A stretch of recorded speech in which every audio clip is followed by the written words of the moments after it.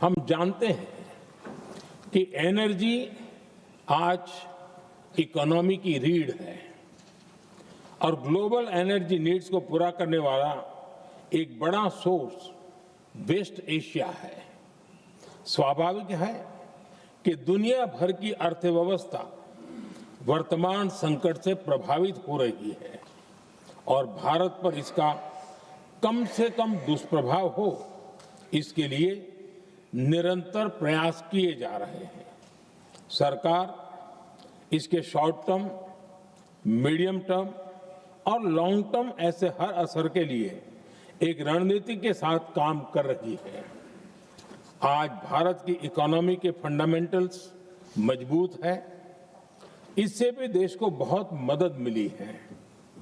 हम हर सेक्टर के stake holders के साथ चर्चा कर रहे हैं।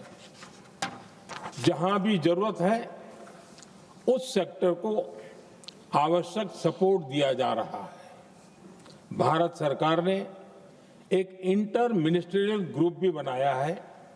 ये ग्रुप हर रोज मिलता है और हमारे इंपोर्ट एक्सपोर्ट में आने वाली हर दिक्कत का आकलन करता है और ये ग्रुप आवश्यक समाधान पर भी निरंतर काम करता है। मुझे पूरा भरोसा है कि सरकार और इंडस्ट्री के साझा प्रयासों से हम परिस्थितियों का बेहतर सामना कर पाएंगे। माननीय अध्यक्ष जी, एक बड़ा सवाल ये है कि युद्ध का खेती पर क्या प्रभाव होगा।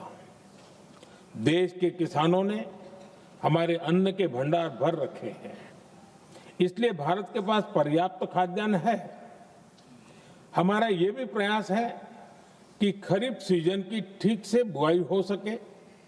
सरकार ने बीते सालों में आपात स्थिति से निपटने के लिए खाद की पर्याप्त व्यवस्था भी की है। अतीत में भी हमारी सरकार ने दुनिया के संकटों का बोझ किसानों पर नहीं पड़ने दिया था। कोरोना और उस समय के युद्धों के दौरान उस समय भी ग्लोबल सप्लाई चेन में डिस्ट्रप्शन आ गई थी। दुनिया के बाजार में यूरिया की एक बोरी 3,000 रुपये तक पहुंच गई, लेकिन भारत के किसानों को वही बोरी 300 रुपये से भी कम कीमत में उपलब्ध कराई गई। अध्यक्ष जी, देश के किसानों को इस प्रकार के संकटों से बचाने के लिए भी बीते वर्षों में अनेक कदम उठाए गए हैं। पिछले एक दशक में देश में 6 यूरिया प्लांट शुरू किए गए हैं। इससे सालाना 76 लाख मैट्रिक टन से अधिक की यूरिया प्रोडक्शन कैपेसिटी जुड़ी है। इस दौरान डीएपी और एनपीकेएस जैसी खाद का घरेलू उत्पादन भी करीब 50 लाख मैट्रिक टन बढ़ाया गया है। इतना ही नहीं, तेल और गैस की तरह खाद के आयात को भी डाइवर्सिफाई किया गया है।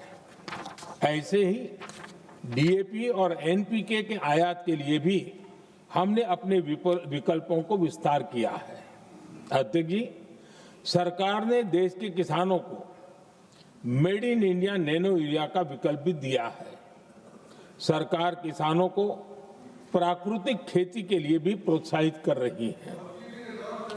पीएम कुसुम योजना के तहत किसानों को 22 लाख से ज्यादा सोलर पंप दिए गए हैं।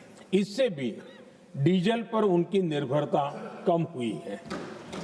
मैं सदन के माध्यम से देश के किसानों को विश्वास दिलाता हूं कि सरकार किसानों की हर संभव मदद करती रहेगी।